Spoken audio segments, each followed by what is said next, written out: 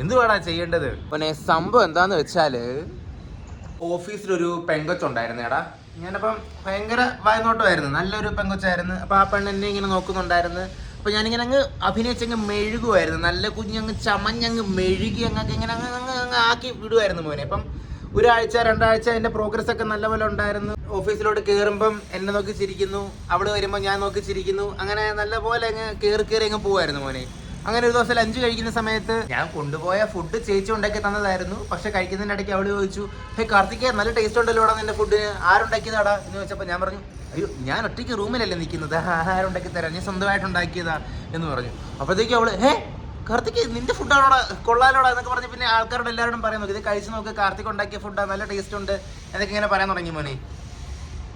അപ്പോഴാണ് ഈ ഒരു കാര്യം മനസ്സിലായത്, ആഹാരം ഉണ്ടാക്കാൻ അറിയാമെന്ന് ചെറുക്കന്മാരെ പെണ്ണുങ്ങൾക്ക് വലിയ കാര്യമാണ് മോനെ, വലിയ കാര്യമാണ്. അതെന്താന്ന് എനിക്ക് അറിഞ്ഞൂടാ, പക്ഷെ വലിയ കാര്യമാണ്.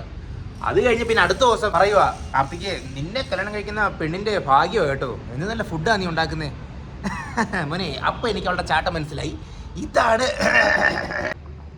ചെറിയൊരു പരിപാടിയുണ്ട്, ഇനി ഒരു കുഞ്ഞു ചൂണ്ടയും കൂടിട്ട കാര്യം ശരിയായി കഴുകി കിട്ടുമെന്ന് എനിക്ക് മനസ്സിലായി മോനെ. ഇപ്പൊ 90% ഓക്കെ ആയെന്ന് എനിക്ക് മനസ്സിലായി. ഹോ, അങ്ങനെ ദിവസങ്ങൾ കടന്നുപോയി. അങ്ങനെ ഒരു ദിവസം അവള് പറയുക, കാർത്തിക് ഞാൻ നിന്റെ കാര്യം എൻ്റെ ഹസ്ബൻഡിനോട് പറഞ്ഞു, നീ നല്ലപോലെ ഫുഡ് ഉണ്ടാക്കുന്നുണ്ട്. അപ്പം എന്നിട്ട് ഞാൻ അയാളുടെ അടുത്ത് പറഞ്ഞു, ഇത് കണ്ടു ഇങ്ങനെ ചെറുക്കന്മാർ ഒറ്റയ്ക്ക് ഫുഡ് ഉണ്ടാക്കി കഴിക്കുന്നുണ്ട്, നിങ്ങൾക്കും എന്തെങ്കിലും ഫുഡ് ഉണ്ടാക്കി എനിക്ക് തന്നാൽ എന്താണെന്ന് ചോദിച്ചെന്ന്. അപ്പം ഞാൻ എടാ പെണ്ണിന്റെ കല്യാണം കഴിഞ്ഞതാടാ, എന്നിട്ടാണോടാ ഈ പരിപാടി കാണിച്ചത് മോനെ. എൻ്റെ ഭാഗത്തും തെറ്റുണ്ട്, ഒന്ന് ചിരിച്ച് കാണിച്ചെന്നും പറഞ്ഞ ഉടനെ മൈൻഡ് ഭയങ്കര ഡിസ്റ്റർബ്ഡ് ആയി മോനെ ഇന്നലെ.